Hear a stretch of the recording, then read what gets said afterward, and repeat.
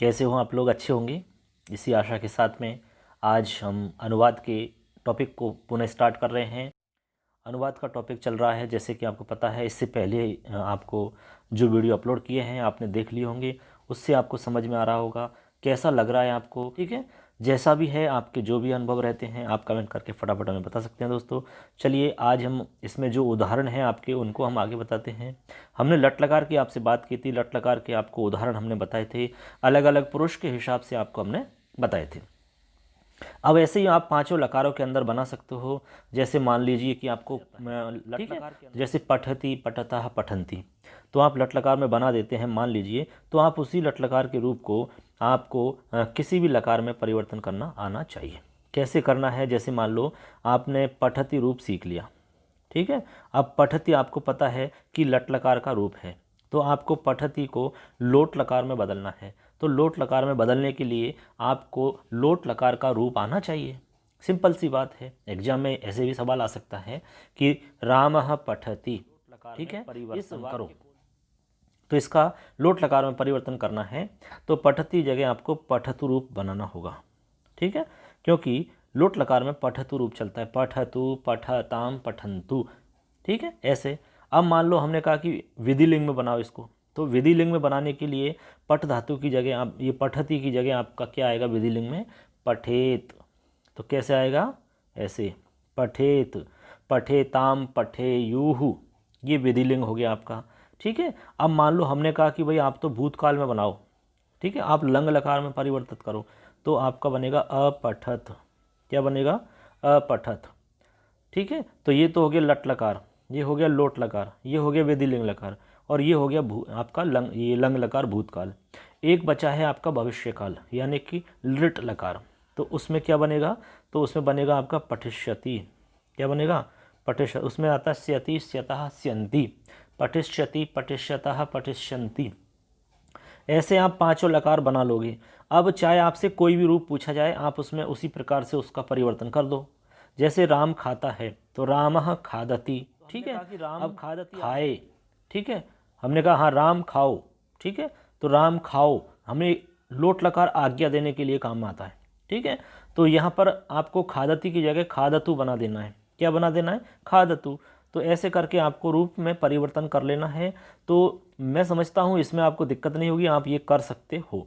ठीक है, दिक्कत होती है तो आप हमें बता सकते हैं, इस विषय में हम और अतिरिक्त आपको बता देंगे। हालांकि हमारे हिसाब से इसमें कोई दिक्कत होगी नहीं, इसलिए हम इसमें इतना ही बता रहे हैं, और अब आगे हम उदाहरण जो हैं उन उदाहरणों को आपको समझा रहे हैं। ठीक है, चलिए अब देखो, जैसे कि आप देख पा रहे हैं उदाहरण इसमें कुछ उदाहरण हमने आपको पहले बता दिए हैं। जैसे कि आपको देखो, यहाँ से देखो स्टार्टिंग अनुवाद कार्यम, आपका लट लकार मध्यम प्रथम पुरुष हो गया, मध्यम पुरुष के रूप आपको बताए थे, उत्तम पुरुष के आपको बताए थे।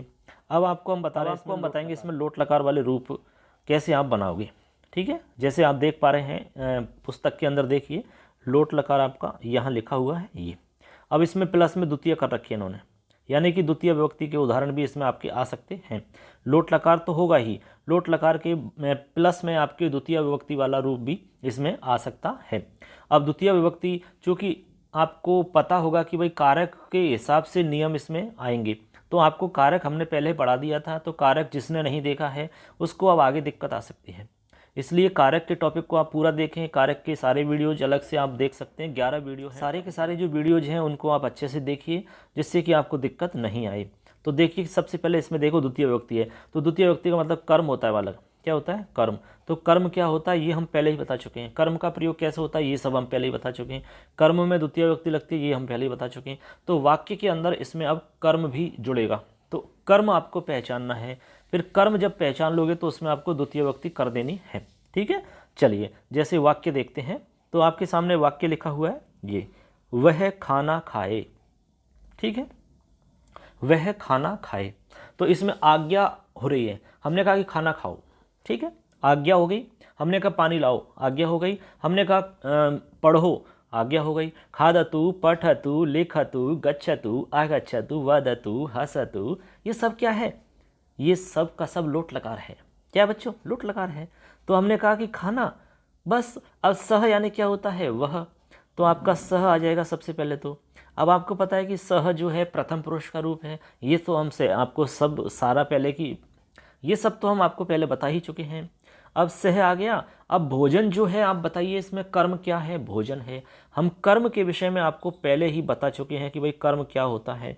कर्म का मतलब होता है कर्ता अपनी क्रिया के द्वारा जिसको सबसे ज़्यादा चाहता है उसे कर्म कहते हैं। कर्तुरीप सित तमम कर्म, ये सब हम पहले ही पढ़ा चुके हैं कर्ता में, ये सब हम पहले ही आपको बता चुके हैं जब हमने कारक पढ़ा था तब। ठीक है, तो अब कर्म आपको पहचान में आ जाएगा। तो कर्म यहाँ पर क्या है बच्चों, खाना, यानी कि भोजन जो है वो आपका कर्म है। अब भोजन जो है आप उसमें द्वितीय विभक्ति लगा देंगे तो बन जाएगा भोजनम। ठीक है, तो सह भोजनम, यहाँ तक तो आपका बन ही गया। अब आपको क्रिया का रूप लिखना है, तो क्रिया का रूप आपको लिखना है लोट लकार में, और वो भी आपको प्रथम पुरुष का एक वचन लिखना है।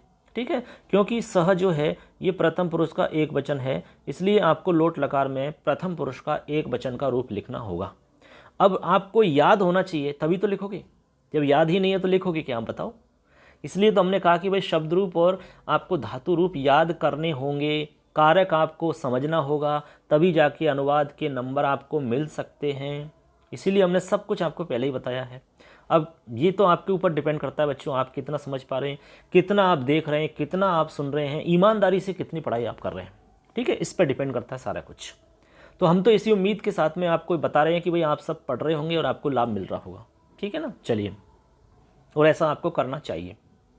अब देखो यहाँ पर आपको हमने कहा कि भाई पठतु आपका रूप बनता है लोट लकार में, पठ धातु बता रहे हैं हम इसलिए। अब पठ के हिसाब से बदल लेना सारा ही, पठतु पठताम पठन्तु। अब खाद धातु है तो आपका बन जाएगा खादतु। क्या है, खादतु वदतु लिखतु हसतु आगच्छतु गच्छतु, ये सब धातु क्या है, लोट लकार हैं। तो बना कि नहीं बना, बिल्कुल बन गया। तो आपका रूप बन गया सह भोजनम खादतु, वह खाना खाए। ठीक है, वह खाना खाए। अब वह की जगह कोई नाम भी हो सकता था तब भी यही वाक्य बनता, बस सह की जगह बदल जाता। जैसे राम खाना खाए तो रामः भोजनम खादतु, बन गया। ऐसे आपका ये वाक्य बन जाता है। ठीक है बालक, चलिए अगला है आपका तू गाँव को जा। हमने कहा कि तू गाँव जा चल, हमने कहा कि तू गाँव चला जा, तो इसमें क्या है, आज्ञा हुई कि नहीं, बिल्कुल आज्ञा हुई। हमने कहा कक्षा से बाहर जाओ, आज्ञा हुई। हमने कहा गाँव को जाओ, आज्ञा हुई। तो आज्ञा के लिए तो आपको पता है आपको कौन सा लकार लगाना होता है, लोट लकार। तो आज्ञा जहाँ भी होती है वहाँ लोट लकार का प्रयोग होता है। अब इसमें देखेंगे आप कि यहाँ जो कर्ता है वो तू है, तू का मतलब तुम। ठीक है, तू का मतलब यहाँ तुम से है। अब आपको देखना है कि जो तुम है ये तुम आपका मध्यम पुरुष का रूप है बच्चों। किस पुरुष का है, मध्यम पुरुष का। तो आपको मध्यम पुरुष का रूप चाहिए। अब आप मध्यम पुरुष में ये देखें कि एक वचन है कि द्विवचन है, तो आपको पता लगेगा इसमें कि भाई एक वचन है। ठीक है ना, अब इसमें आप ये तो पता लगा लिया कि आपने कर्ता कौन है, त्वम है। त्वम कहाँ है, मध्यम पुरुष में, किस वचन में, एक वचन में। ठीक है, आगे लिख रहा है गाव को जा। अब गाव क्या है, यहाँ पर कर्म है। हमने कहा कि जब सबसे ज़्यादा जिसको चाहती है चाहता है कर्ता क्रिया के द्वारा, वो कर्म है आपका। ठीक है, तो कर्म है तो कर्म में द्वितीय लगाई नहीं, आप लगा देनी है आपको। तो सबसे पहला काम आप कर्म में द्वितीय लगा दो, सिंपल सा है। तो त्वम ग्रामम हो गया। अब जाओ तो गच्छतु बनता है, लेकिन गच्छतु तब आता जब प्रथम पुरुष होता, लेकिन ये तो मध्यम पुरुष है, तो आपको मध्यम पुरुष की लाइन बोलनी पड़ेगी। तो बोलिए, चलो पठ की बोल के बताते हैं हम आपको, पठ के हिसाब से बोल लेना।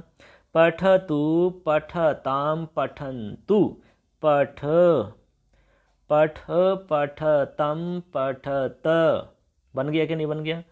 पठतु पठताम पठन्तु, पठ पठत। ठीक है, पठतु पठताम पठन्तु, पठ पठतम पठत। तो बनेगा क्या, बनेगा बच्चों, पठ, ऐसे बनेगा पठ। अब पठ बना तो आप गच्छ का बना लो, गच्छतु गच्छताम गच्छन्तु, गच्छ गच्छतम गच्छत, बन गया। तो ऐसे करके आपको गच्छ बन जाएगा। तो त्वम ग्रामम गच्छ, त्वम ग्रामम गच्छ, इसका मतलब तुम गाँव को जाओ, या तुम गाँव जा, या तू गाँव जा। ठीक है, त्वम ग्रामम गच्छ। इसमें आपको ये समझ में आना चाहिए कि भाई त्वम के हिसाब से आपका गच्छ आया है, बस ये आपको समझ में आ रहा है तो बस वाक्य आपका पूरा समझ में आ ही जाएगा, फिर कोई दिक्कत ही नहीं है इसमें। बस ये आपको समझ में आने, कर्ता के हिसाब जो क्रिया चल रही है वो बिल्कुल सही है कि नहीं आपके हिसाब से, बस। तो आपका ये बन गया रूप, ये बन गया। ठीक है। अब है मैं यहाँ से चलूँ, मैं यहाँ से चलूँ, ठीक है। अब देखो यहाँ पर करता क्या है बच्चों, मैं, तो मैं को संस्कृत में क्या बोलते हैं, अहम, क्या बोलते हैं, अहम, ठीक है। अहम यानी क्या होता है, मैं, ठीक है। अब ये कह रहा है यहाँ से, तो यहाँ से को हम कहते हैं इतः, और एक होता है वितः। इतः यानी यहाँ और वितः यानी वहाँ, इतः वितः कहते हैं ना, इतः वितः। तो इतः ततः, इतः से यानी यहाँ से, ततः यानी वहाँ से भी कह सकते हो आप। तो इतः हमें कहना इतः, इतः यानी यहाँ से, ठीक है। और ततः होता तो वहाँ से हो जाता, इतः और ततः, ऐसे इतः ततः ऐसे भी आप लिखेंगे ये। तो इतः यानी यहाँ से और ततः यानी वहाँ से, तो हमें तो यहाँ से लिखना है।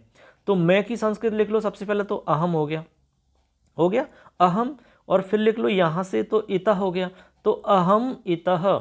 अब चलूँ, तो ये भी एक प्रकार का लोट लकार है, यानी अपने आप से हम आज्ञा दे रहे हैं कि चलो मैं चलूँ यहाँ से अब, तो ये भी लोट लकार का रूप हुआ। तो फिर अब इसमें आप देखेंगे कि अहम जो है वो, तो अहम तो उत्तम पुरुष है बच्चों, कौन सा पुरुष है, उत्तम पुरुष। अब आप उत्तम पुरुष में देखते हैं तो उत्तम पुरुष में क्या रूप बनेगा, ये आपको बोलना पड़ेगा भाई, जब भी तो पता लगेगा उत्तम पुरुष में रूप क्या बनता है। तो फिर आपको पठ धातु बोलनी है, पठतु पठताम पठन्तु, पठ पठतम पठत, पठानी बना रूप, ये बना पठानी, पठानी पठाव पठाम, ऐसे रूप बनता है इसका। पठतु पठताम पठन्तु, पठ पठतम पठत, पठानी पठाव पठाम। ऐसे ही चलतु चलताम चलन्तु, चल चलतम चलत, चलानी चलाव चलाम।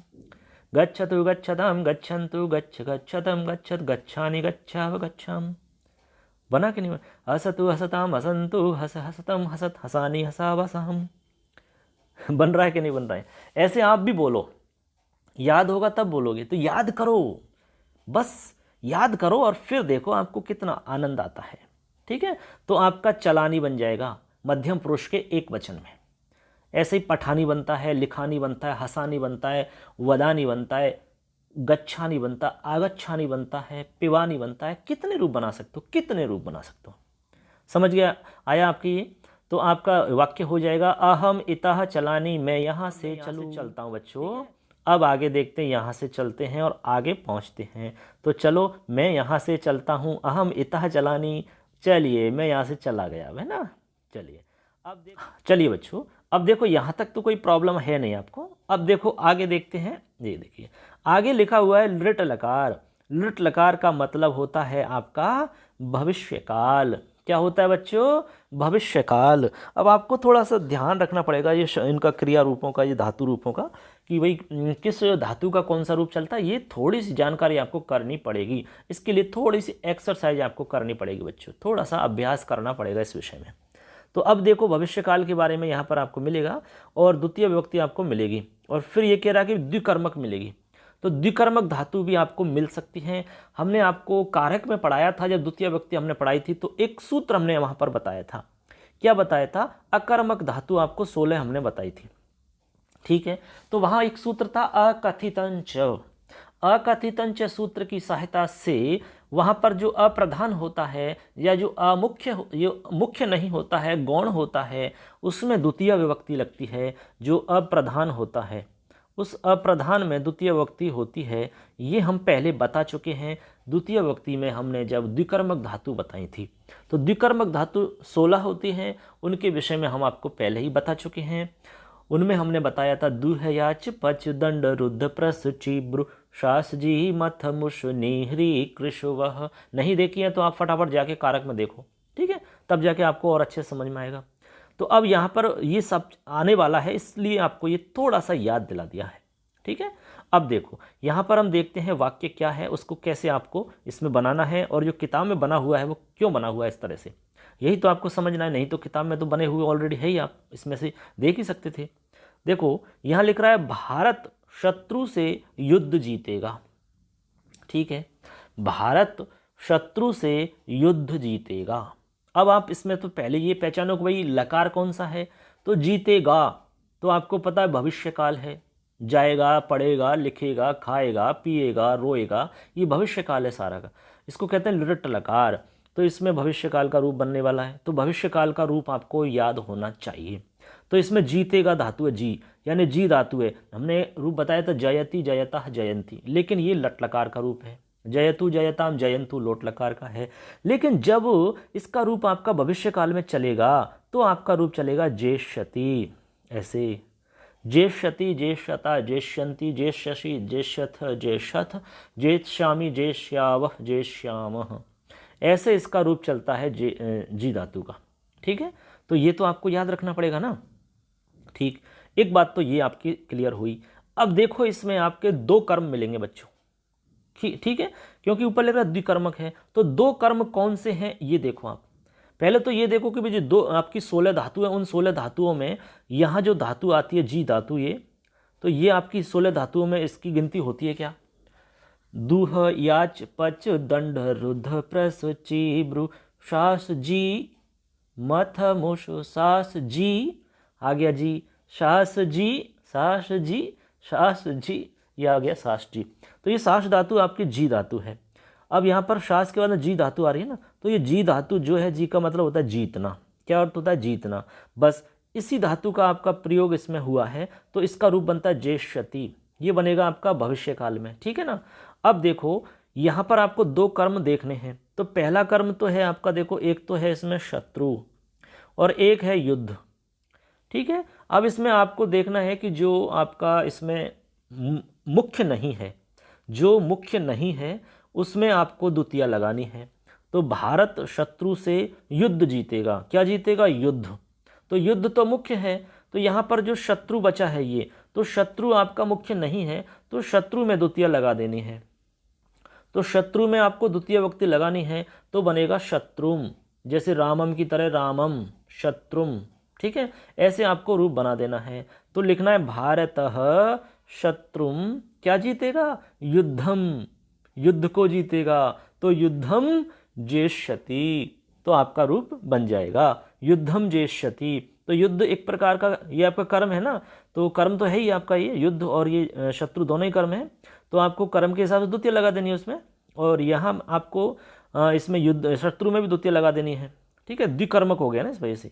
चलो, तो ऐसे करके आपका ये वाक्य बन जाएगा। कैसे? भारतः शत्रुम युद्धम जेष्यति। ठीक है, ऐसे अगला है शिक्षक शिष्य से प्रश्न पूछेगा। ठीक है, तो यहाँ पर देखो शिक्षक आ जाएगा, ये शिक्षक आ गया। अब यहाँ भी आपके दो कर्म हैं, एक तो है शिष्य और एक है प्रश्न। तो प्रश्न पूछेगा ये तो मुख्य है प्रश्न तो, लेकिन यहाँ पर जो शिष्य दिख रहा है ये आपका मुख्य नहीं है, तो इसी में आपको क्या लगा देनी है? इसी के अंदर आपको द्वितीय विभक्ति लगा देनी है। इसमें ये शिष्य दिख रहा है, इसमें द्वितीय लगा देनी है शिष्यम। तो शिक्षका शिष्यम प्रश्नम।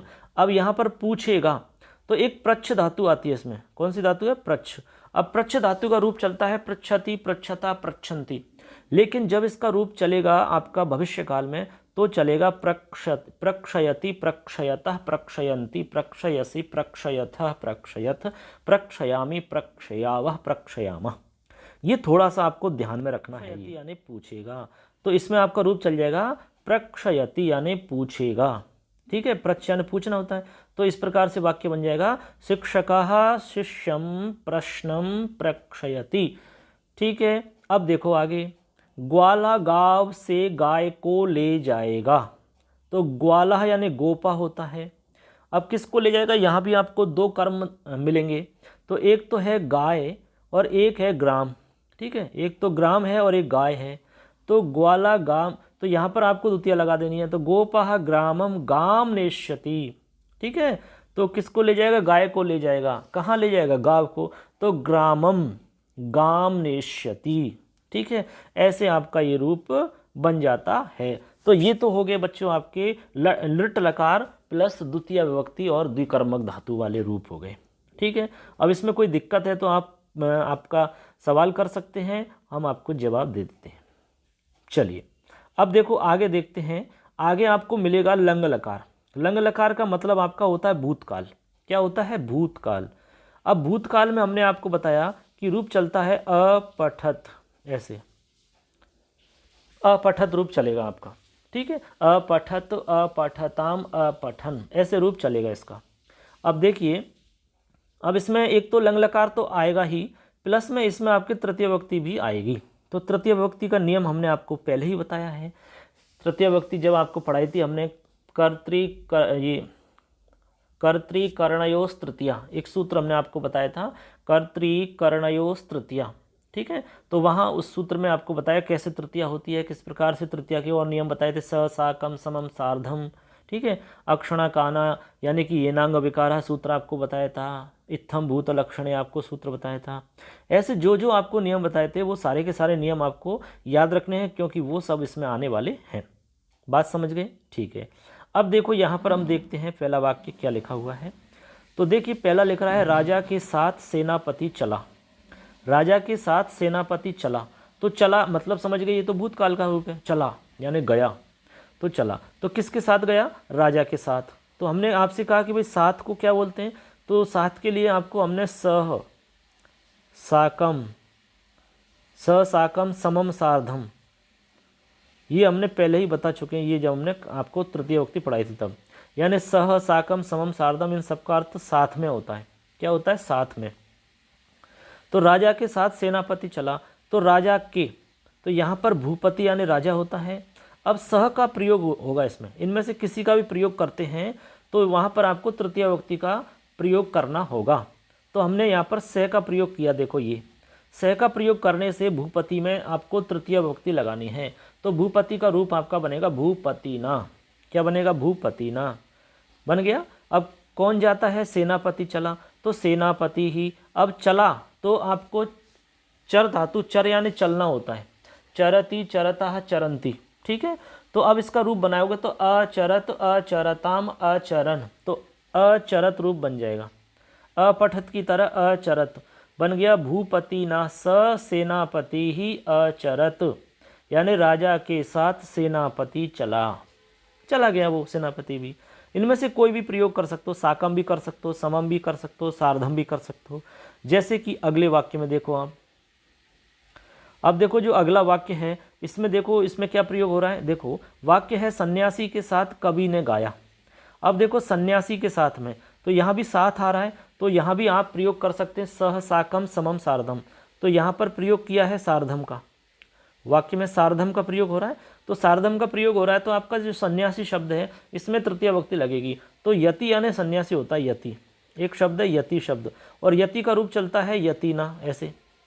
तो यतिना आपका तृतीयम बन गया, ये यतिना बन गया कि नहीं बन गया, यतिना। और यहाँ पर किया है साथ में के लिए प्रयोग किया सार्धम, तो यतिना सार्धम, यहाँ तक हो गया। यति के साथ कवि ने गाया, किसने गाया, कवि ही अगायत, कवि ने गाया, कवि अगायत यानी कवि ने गाया, हो गया कवि ने गाया। ऐसे करके आपका ये वाक्य हो जाता है, कोई प्रॉब्लम नहीं है यहाँ तक। चलिए बहुत अच्छी बात है, यहाँ तक आपको समझ में आ रहा है। बस आपको कारक के नियम याद रखने, क्योंकि कारक के नियम के हिसाब से वाक्य बनते जा रहे हैं आपके। अब ऐसे कैसे आपको आगे देख लेना है। आगे आपका विधिलिंग लकार का रूप आ रहा है। अब किसका आ रहा है, विधिलिंग लकार का। और विधिलिंग लकार के साथ में आपको चतुर्थी विभक्ति का भी इसमें प्रयोग हो रहा है। तो विधिलिंग प्लस चतुर्थी का प्रयोग आपको इसमें मिलेगा, तो कोई बात नहीं है। विधिलिंग का रूप आपको कैसे बनाना है, तो विधिलिंग लकार में आपका रूप बनता है पठेत। कैसे बनता है, पठेत पठेताम पठेयु, पठे ही पठेतम पठेत, पठेत पठेताम पठेयु, ऐसा रूप बनता है आपका। अब इसमें एक धातु है दा धातु, तो दा धातु का रूप अलग बनता है, दध्या दध्याताम दद्युहु, ऐसे रूप बनता है, दध्यात दध्याताम दध्युहु, ठीक है। भू धातु का रूप बनता है भवेत भवेताम भवेयुहु, ऐसे ही आपका रूप बनता है वितर, वितरेत वितरेताम वितरेयुहु, वितरेतु, तो आपका वितरे ही बनेगा, वितरे ही, ऐसे करके आपके रूप बनते हैं। तो चलिए आपको ये बात समझ में आ गई कि रूप कैसे बनते हैं, तो आपके वाक्य भी आपको आसानी से समझ में आ जाएगा। चलो देखिए यहाँ पर वाक्य लिख रहा है, उसे उस ब्राह्मण को धन देना चाहिए, उसे उस ब्राह्मण को धन देना चाहिए, यानी वह उस ब्राह्मण को धन दे, या उसे उस ब्राह्मण को धन देना चाहिए, ठीक है। तो सह का मतलब है यानी कि उसे का मतलब यहाँ सह है, सह यानी उसे है, ठीक, या वह, यहाँ तक हो गए। इसके बाद में उसके लिए, यानी उस ब्राह्मण को, किस ब्राह्मण को, उस ब्राह्मण को, तो ब्राह्मण के लिए देना चाहिए या ब्राह्मण को देना चाहिए। तो देने की योग में तो वैसे ही चतुर्थी आपकी होती ही है, ठीक है। तो यहाँ पर आपको क्या करना है, जो विप्र है, विप्र यानी ब्राह्मण होता है, तो विप्र शब्द में आपको राम की तरह चतुर्थी लगा देनी है, तो बन जाएगा विप्राय। क्या बन गया? विप्राय। अब किसके लिए? किस ब्राह्मण के लिए? उस ब्राह्मण के लिए। तो उस यहाँ पर तत् शब्द का रूप आएगा, तत् शब्द का रूप आएगा, क्योंकि ये ब्राह्मण का क्या है? पर्याय वो है, ये क्या है? ब्राह्मण का विशेषण है बच्चों। क्या है? विशेषण है। तो तत् शब्द का रूप चतुर्थी में बना देना है।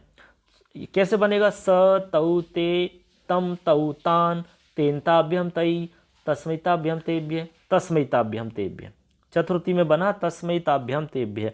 क्या बना? तस्मैताभ्यम तेभ्य। तो आपका रूप बन जाएगा तस्मै विप्राय, उस ब्राह्मण को या उस ब्राह्मण के लिए। धन, धनम, धन को धनम हो गया, नपुंसक शब्द है तो धनम हो गया। अब देना चाहिए, तो देना चाहिए का रूप हमने कहा कि दा धातु का रूप विधि लिंग में चलता है, दद्यात दध्याताम दध्यु।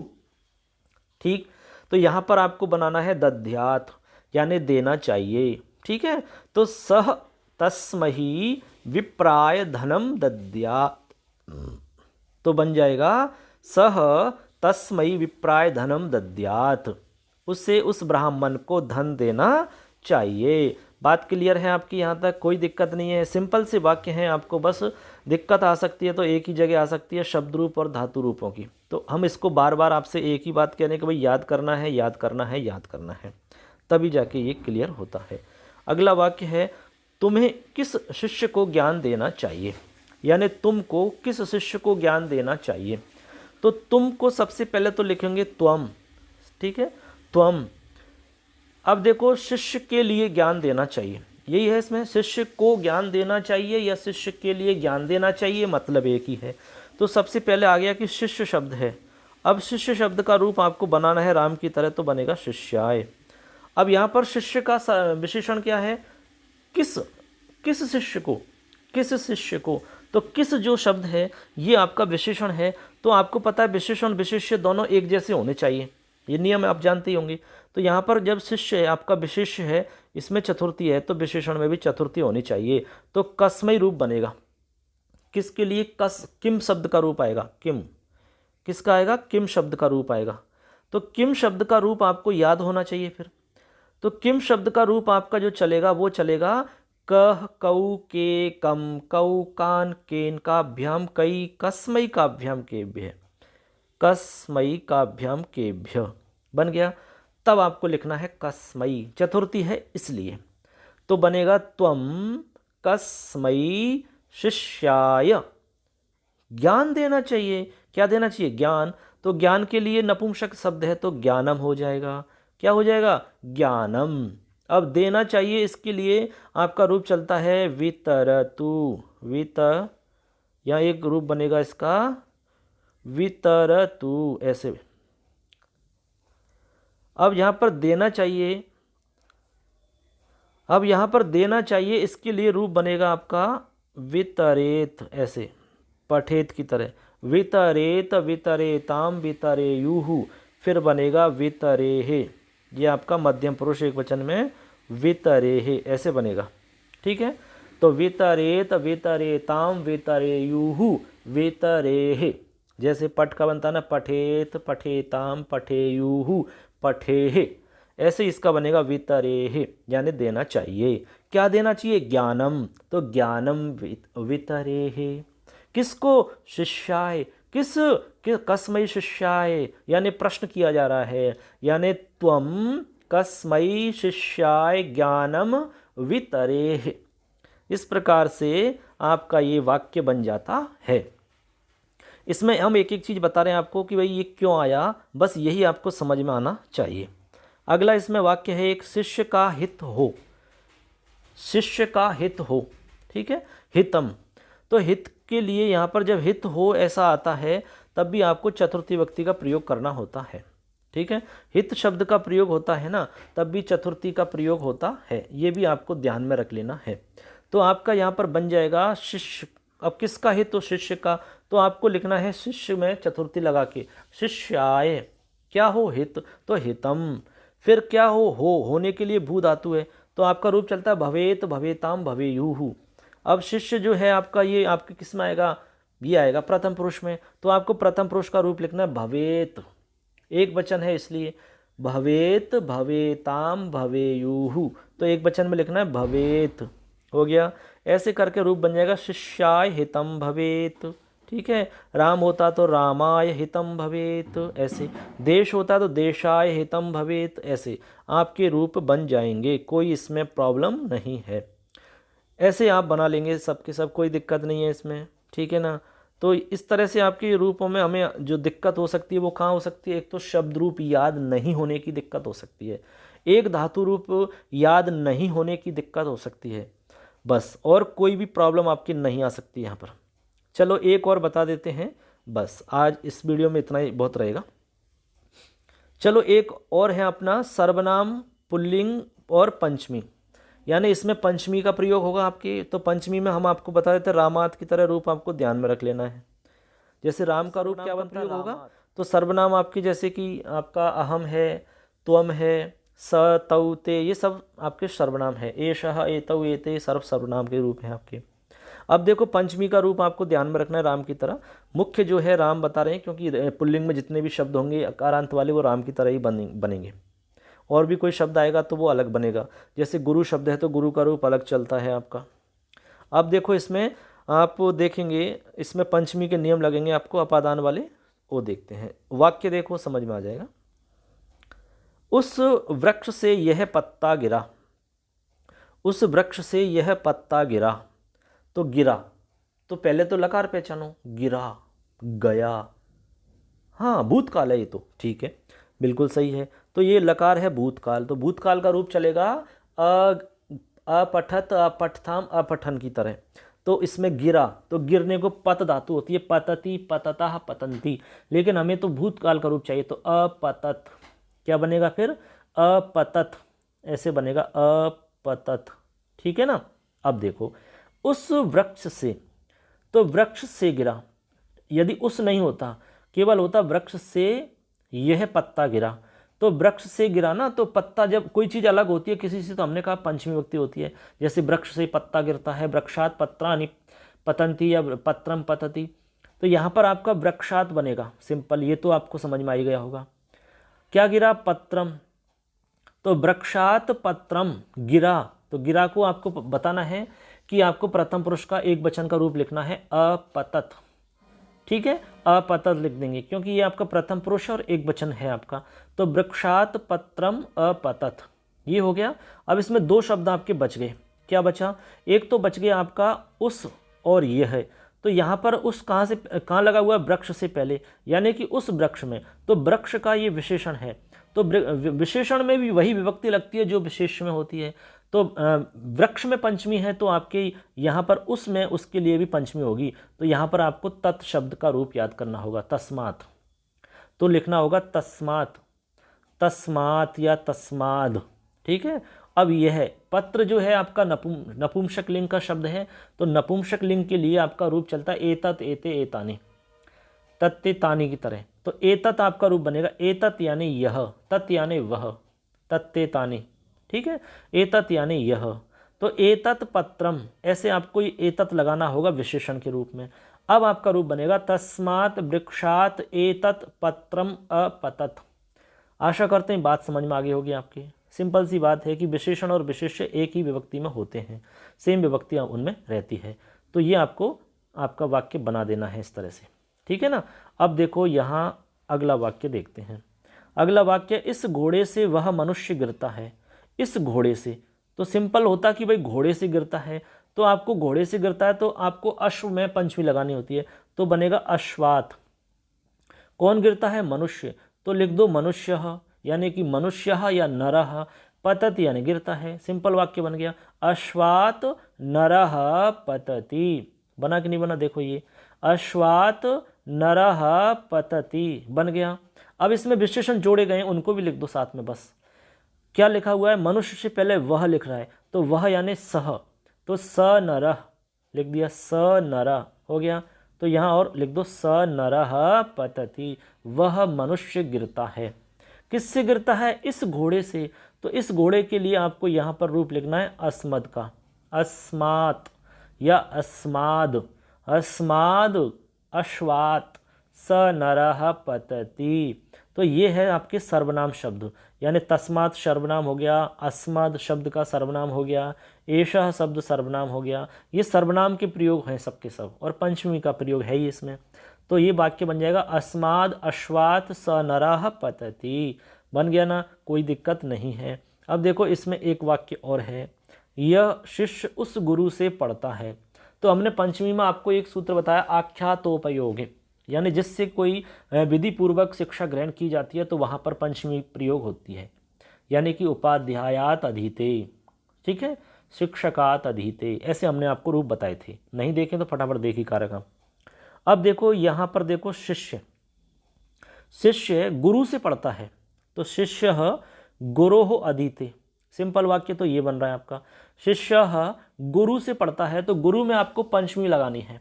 अब गुरु शब्द को आपको पंचमी का रूप बोलना होगा, तो गुरोः रूप बनता है, गुरोः, ठीक है, गुरोः, गुरुभ्याम गुरुभ्य। फिर षष्ठी में बनेगा गुरोः, गुरुवोः गुरुणाम। सप्तमी में गुरोः गुरुवोः गुरुषु, ऐसे बनेगा। तो गुरोः रूप बनेगा आपका पंचमी में। अधीते यहाँ पर आपका ये आत्मनेपद का रूप बनेगा अधीते, ठीक है, पढ़ना होता है, अध्ययन करना होता है, अधीत यानी अधींग धातु से। तो इस प्रकार से रूप बन जाएगा शिष्य गुरोः अधीते। ये तो सिंपल वाक्य हो गया। अब इसमें जो विशेषण जोड़े हैं उनको लिख दो फटाफट साथ में।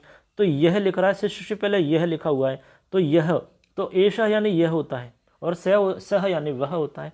ये तो आपको याद रखना है, एषः यानी यह और सह यानी वह। तो लिख देंगे एषः शिष्यः, तो उस गुरु से, तो तस्मात् गुरु, ठीक है, तस्मात्, समझ गए। जैसे पहले पहले वाक्य में ना उस पेड़ से, उस वृक्ष से, तो आया ना तस्मात् वृक्षात्, ऐसे ही आपको यहाँ तस्मात् गुरोः आ जाएगा।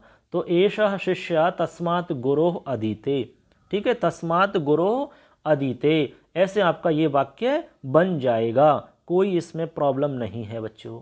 तो आशा कर रहे हैं, तो आशा करते हैं कि ये बात आपको समझ में आ रही होगी बच्चों। सर्वनाम और पंचमी व्यक्ति का प्रयोग होकर के कैसे आपके वाक्य बनते हैं, ये अभी हमने आपको बताया। अब देखो जैसे ही आपके आगे और भी मिलेंगे आपको, जैसे षष्ठी का रूप मिलेगा और सप्तमी वाले भी आपको इसी प्रकार से मिल जाएंगे। तो आज आपको इतना ही पर्याप्त रहेगा इसमें, और जो आगे के नियम रहेंगे वो आगे अगले एक वीडियो और बनाएंगे जिसमें आपको सारा कंप्लीट आपको बता देंगे।